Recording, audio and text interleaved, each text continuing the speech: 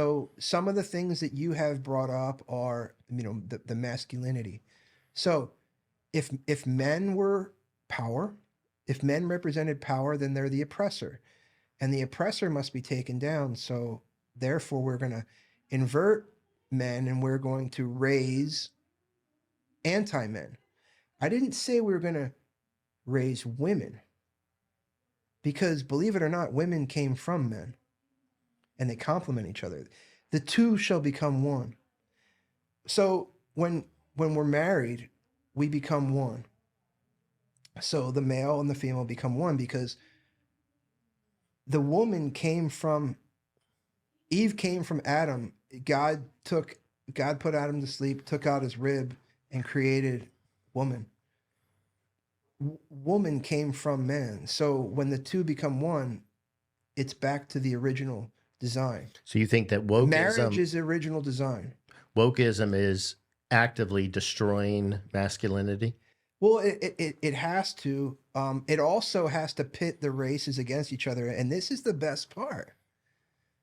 The best part is that because people don't understand the word of God, then they don't understand that all the races are actually the same. So, to summarize, there was a flood, and only a few people survived the flood. And the best part is that if you go back to a lot of ancient religions, they actually call out the flood.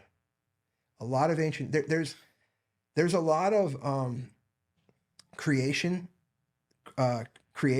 where if it's been studied, the book of Genesis, and there's a lot of proven things in history where you can trace it back through different cultures that there was this flood. Long story short, only a few people survive. So those people that survive end up going out throughout the world and inhabiting it. So the human beings are actually just related. And I think that if you have God, and then you have something that's against God, you have man, you have something that's against man, you have our country, and you have something that's against country. There's always a counter in nature, right? The wind, you have a low pressure and a high pressure, and the difference is the wind. Right? There's no light, and there's light. So what happens if the woke movement wins?